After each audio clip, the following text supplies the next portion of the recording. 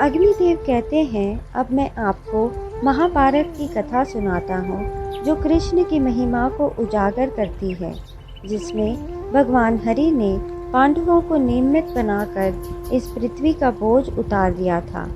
भगवान विष्णु की नाभि से ब्रह्मा का जन्म हुआ।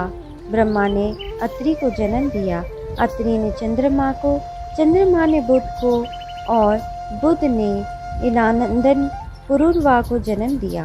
पुरुरवा ने आयु को जन्म दिया, आयु ने राजा नहुष को और नहुष ने ययाति को जन्म दिया। ययाति पुरु के पिता बने।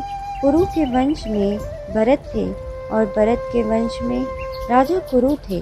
कुरु के वंश में शांतनु का जन्म हुआ। शांतनु ने गंगानंद के पुत्र भीष्म को जन्म दिया। उनके दो अन्य छोटे भाई थे, चित्रांगदा और विचित्रवीर्य। वे सत्यवती के गर्भ से शांतनु के द्वारा उत्पन्न हुए थे। शांतनु के स्वर्ग जाने के बाद भीष्म अविवाहित रहे और उन्होंने अपने भाई विचित्रवीर्य के राज्य पर शासन किया। चित्रांगद बाल्यावस्था में ही चित्रांगद नाम वाले गंधर्व के द्वारा मारे गए। फिर भीष्म संग्राम में विपक्षी को परास्त करके काशीराज की दो कन्याओं अंबिका और अंबालिका को हर लाए। वे दोनों विचित्रवीर्य की भार्याएं हुई। कुछ काल के बाद राजा विचित्रवीर्य राज्य क्षमा से ग्रस्त हो स्वर्गवासी हो गए। तब सत्यवती के अनुमति से व्यास जी के द्वारा अंबिका के गर्भ से राजा धृतराष्ट्र और अंबालिका के गर्भ से पांडु उत्पन्न हुए। धृतराष्ट्र ने गांधारी के गर्भ से 100 पुत्रों को जन्म दिया, जिनमें दुर्योधन सबसे बड़ा था। राजा पांडु वन में रहते थे। वे एक ऋषि के शापवश शतगढ़ मुनि के आश्रम के पास स्त्री समागम के कारण मृत्यु को प्राप्त हुए। इसलिए उनकी आज्ञा के अनुसार कुंती के गर्भ से धर्म के अंश से युधिष्ठिर का जन्म हुआ। वायु से भीम और इंद्र से अर्जुन उत्पन्न हुए। पांडु की दूसरी पत्नी माद्रिका गर्भ से अश्विनी कुमारों को अंश से नकुल सहदेव का जन्म हुआ।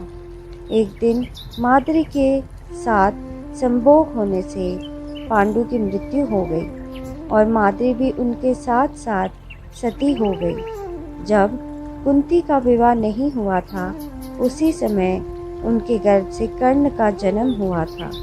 वह दुर्योधन के आश्रय में रहता था। देवयोग से कौरवों और पांडवों में वैर की आग प्रज्वलित हो उठी। दुर्योधन बड़ी खोटी बुद्धि का मनुष्य था। उसने लाक्ष्य के बने हुए घर में पांडवों को रखकर आग लगाकर उन्हें जलाने का प्रयत्न किया, किंतु पांचों पांडव अपनी माता के साथ उस जलते हुए घर से बाहर निकल गए। वहां से एक चक्र नगरी में जाकर वे मुनि के वेश में एक ब्राह्मण के घर में निवास करने लगे। फिर बक नामक राक्षस का वध करके वे पांचाल राज्य में, जहाँ द्रौपदी का स्वयंवर होने वाला था, गए।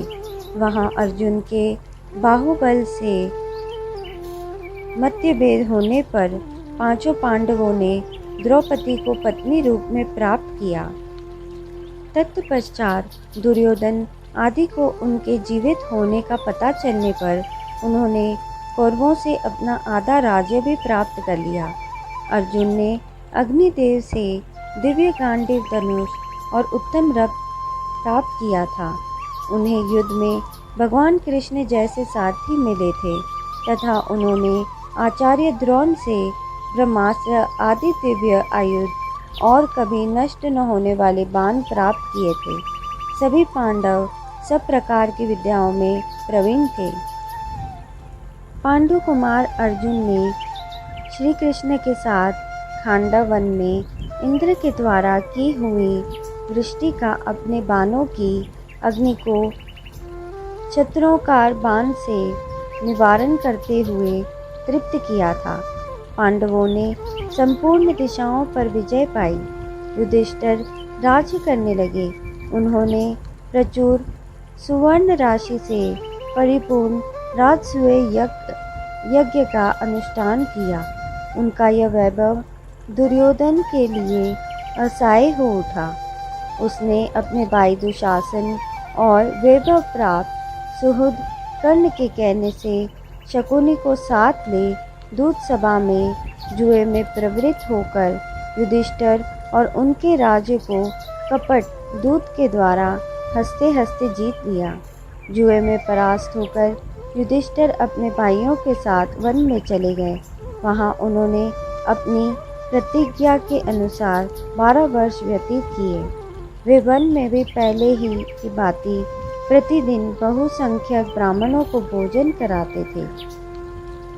एक दिन उन्होंने 88,000 दिव्योजों सहित दुर्वासा को श्री कृष्ण की कृपा से परितृप्त किया। वहाँ उनके साथ उनकी पत्नी द्रौपदी तथा पुरोहित दौम्यजी भी थे।